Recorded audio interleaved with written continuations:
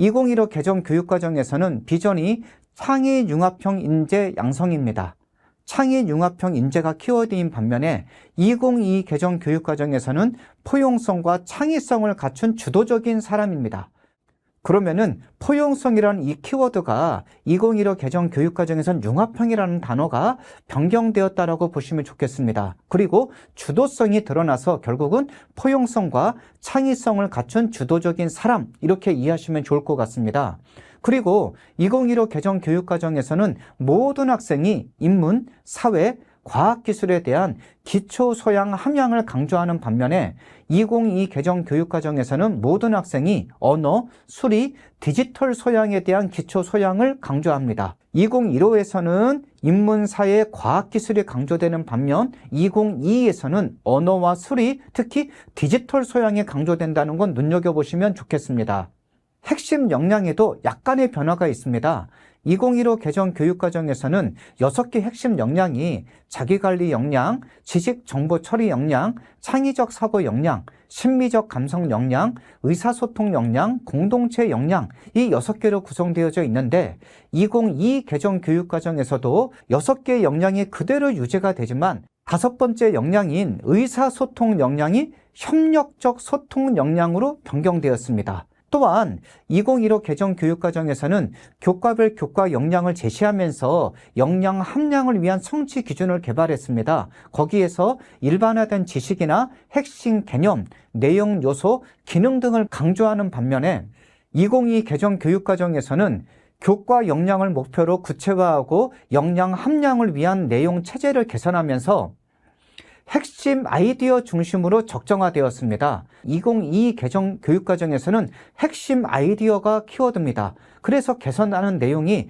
지식 이해라든지 과정, 기능, 가치, 태도 등 키워드 등의 약간의 변경사항이 있다는 거 확인하시면 좋겠습니다.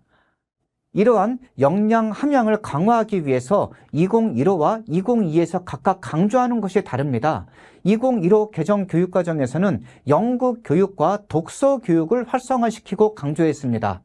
2015에서 연극 교육은 고등학교 같은 경우에는 연극을 과목으로 일반 선택으로 개설을 했습니다. 초등학교, 중학교 같은 경우에는 국어, 연극 단원을 신설했습니다.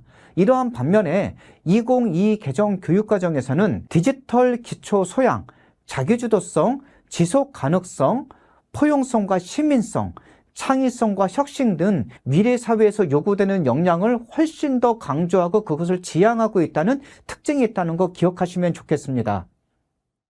또 하나의 차이점은 소프트웨어 교육 강화의 방점이 서로 다릅니다.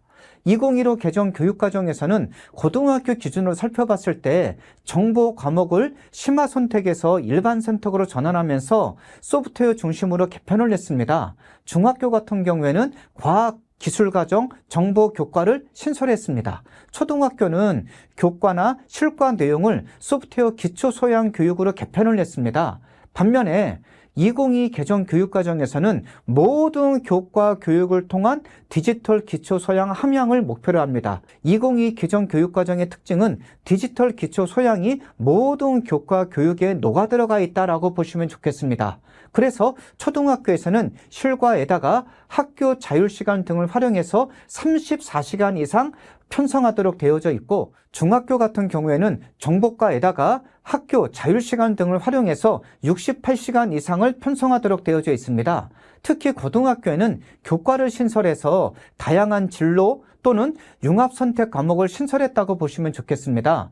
여기에서 융합선택 과목은 데이터 과학, 소프트웨어와 생활, 이 두 과목을 중심으로 해서 여러 과목이 있다고 보시면 좋겠습니다. 안전교육 강화도 서로 다릅니다.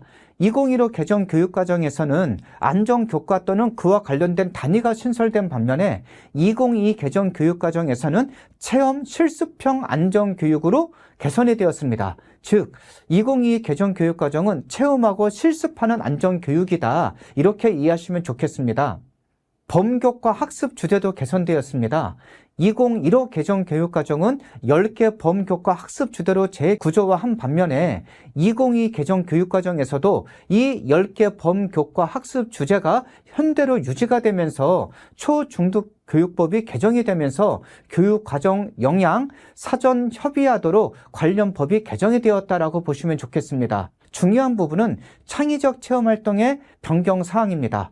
앞부분에서 설명드렸다시피 2015 개정 교육과정에서는 4개의 활동 영역으로 구성되어져 있는데, 즉 자율활동, 동아리활동, 봉사활동, 진로활동으로 구성되어 있는 반면에 2022 개정 교육과정에서는 창의적 체험활동이 3개 영역으로 축소가 되었다라고 보시면 좋겠습니다. 자율자치활동, 동아리활동, 진로활동으로 구성되어지면서 봉사활동은 동아리활동 영역에 편성되면서 그 안에서 모든 활동과 연계할 수 있도록 구성되어져 있다. 여기에서 자율자치활동이 새로 하나가 생기면서 외형상 봉사활동이 없어졌다라고 이해하시면 좋겠습니다.